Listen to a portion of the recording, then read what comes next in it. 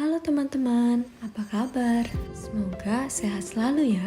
Saat ini, Universitas Pendidikan Indonesia kembali melaksanakan kuliah kerja nyata yang bertemakan KKN tematik membangun desa melalui bidang pendidikan dan ekonomi dalam implementasi YMBKM pada masa pandemi. Untuk itu, perkenalkan saya Febrianti Dwi Andini dengan NIM 1807641 dari Prodi Teknik Sipil Fakultas Pendidikan Teknologi dan Kejuruan Universitas Pendidikan Indonesia yang dibimbing oleh Bapak Asep Gustiana SPD. Pandemi virus corona atau COVID-19 masih menghantui berbagai negara di dunia, khususnya Indonesia. Sejak kasus pertama diumumkan pada tanggal 2 Maret 2020, lonjakan pasien positif terus terjadi dan kian meningkat. Jumlah kematian setiap saatnya semakin banyak dan terus semakin bertambah kian cepat.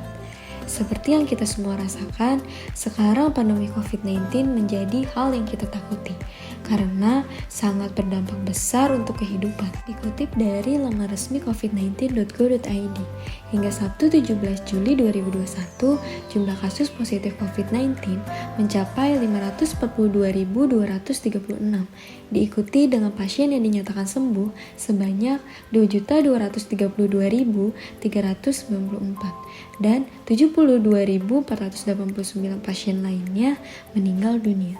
Akibatnya, fasilitas dan sarana medis yang disediakan begitu banyak, sekarang tidak lagi mampu untuk menampung pasien-pasien yang terpapar COVID-19, yang kian bertambah mencapai 25.000 setiap harinya.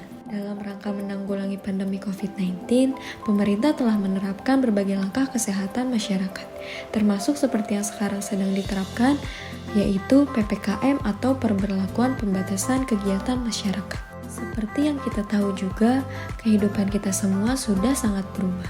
Yang biasanya kita bebas untuk melakukan apapun, tapi sekarang dengan adanya pandemi COVID-19, membuat kita setiap harinya mempunyai batasan dalam melakukan kegiatan dan harus menggunakan masker setiap saatnya, yang terkadang membuat bosan dan kurangnya oksigen yang masuk ke dalam tubuh kita, yang menjadikan saat ini kita semua semakin takut dan khawatir akan adanya COVID-19 ini yang tak kunjung berhenti menyerang kesehatan kita. Namun, semuanya itu tidak menjadi alasan untuk kita tidak dapat berbuat apa-apa. Kita harus melakukan tindakan preventif untuk mencegah dari penularan virus. Bagaimana cara mencegah penularan virus COVID-19?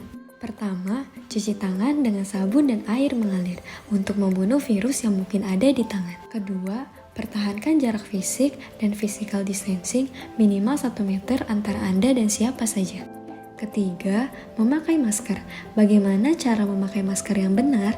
Yuk kita simak dan lihat penjelasan pada poster.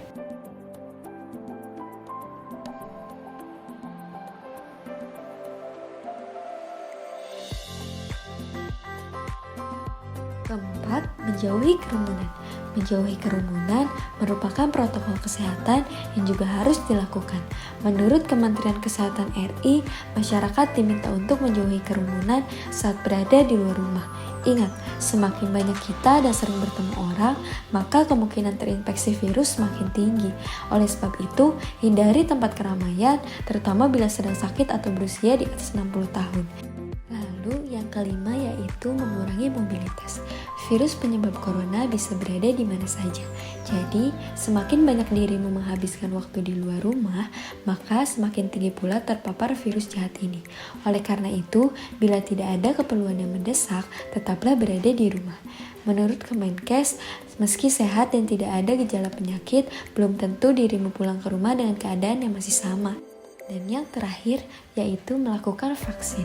Pemberian vaksin merupakan salah satu upaya yang dinilai paling efektif untuk mengatasi pandemi COVID-19 yang masih terus berlangsung. Maka dari itu, kita semua tidak perlu takut untuk melakukan vaksin karena vaksin mempunyai manfaat yang sangat banyak. Berikut manfaat vaksin. Yang pertama, mengurangi transmisi atau penularan COVID-19. Yang kedua, mengurangi angka kesakitan atau kematian yang disebabkan oleh COVID-19. Yang ketiga, mencapai herd immunity. Keempat, melindungi dari COVID-19 agar tetap produktif secara sosial dan ekonomi. Ayo kita sama-sama mematuhi protokol kesehatan untuk melawan virus COVID-19. Semoga kita semua selalu sehat dan pandemi COVID-19 dapat segera berakhir. Dan semoga apa yang sudah saya paparkan mengenai edukasi penanggulangan COVID-19 dapat bermanfaat bagi kita semua. Terima kasih, demikian yang dapat saya sampaikan. Salam sehat.